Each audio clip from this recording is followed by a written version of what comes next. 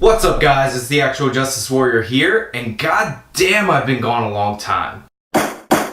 Real quick, the reason I've been gone is because I've had a personal issue in my family that I've needed to attend to, so these past 3 weeks I've been outside of my home state dealing with that. Since the world kind of set itself on fire since I've been gone, I thought it would be a cool idea to recap the things that I've missed and haven't gotten to talk about. Syrian dictator Bashar al-Assad launched a horrible chemical weapons attack on innocent civilians. Using a deadly nerve agent, Assad choked out the lives of helpless men, women, and children.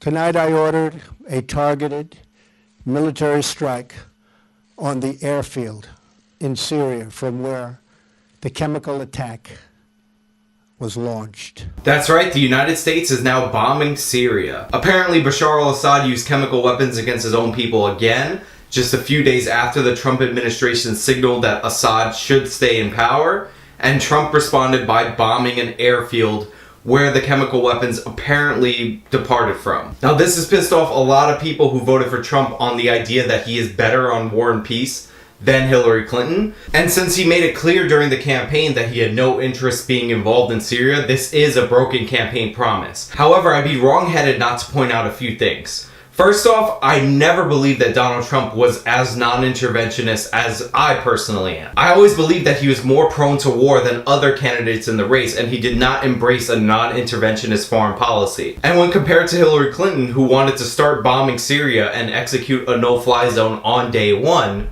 he was the better alternative. It's unfortunate that when you vote for change, especially in the foreign policy arena, you get it for about 2 months, and then it kind of reverts back to the previous foreign policy. This has also pissed off a bunch of people on the left because this is what they voted for Hillary Clinton, and they've been saying that Donald Trump is a Russian puppet, and now that he's kind of pissed off Russia, that narrative is kind of being thrown to the wayside. Now that the left has been backed into a corner because essentially they are in alignment with Trump, they've had to come up with two stupid narratives, not equally stupid narratives, but two stupid narratives to counteract their obvious alignment with Donald Trump on the issue of Syria. The first is about the refugees, and basically this narrative goes like this. If you bomb Syria but don't take in refugees, then your policy is hypocritical. This, of course, is ridiculous because it's akin to saying that if you don't want to see a homeless person getting murdered, then you have to have them live in your house. I'm sorry, but no, a policy on Syria and a policy about refugees from Syria may be related, but they don't necessarily need to go hand in hand. If the bombing in Syria is done in such a way that it would prevent Assad from targeting his people,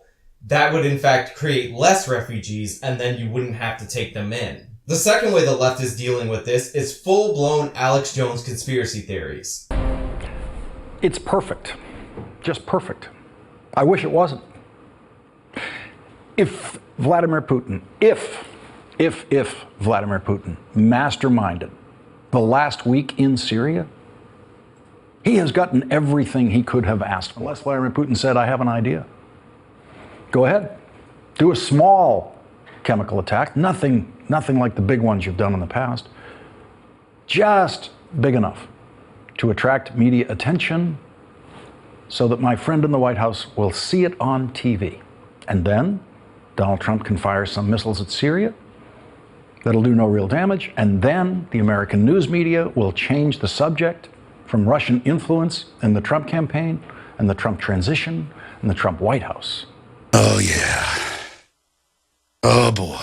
Yeah, you heard that right. MSNBC, not some fringe lefty fucking blog or something like that, is actually promoting the idea that Trump and Russia coordinated the chemical weapons attack just so Trump could bomb Syria and look good and not aligned with Russia. I really have nothing to say about this other than the fact that if the right was doing something like this, and the right does do stuff like this, the left would be covering it nonstop. Here we have the mainstream media promoting the idea that Trump was involved in the coordination of a false flag operation. Next up in foreign policy news, we have the mother of all bombs being dropped. Breaking news out of Afghanistan. According to a Pentagon spokesman, the United States has dropped a massive bomb on an ISIS cave. It is the largest non-nuclear bomb it's ever used in combat. It weighed about 21,000 pounds and it was dropped on a mountainous area in Afghanistan, said to be an ISIS stronghold. The reason the bomb weighed so much is because it had to penetrate and collapse underground tunnels within the mountain. The bomb also had a blast radius of about a mile. It's actually the largest conventional, which just means non-nuclear weapon, ever dropped by the United States. This of course has led to cheers from Trump supporters calling him strong on national defense, and criticism from liberals saying that he's a madman who just dropped this bomb like a crazy person. Of course, both of these reactions are inaccurate and insanely partisan.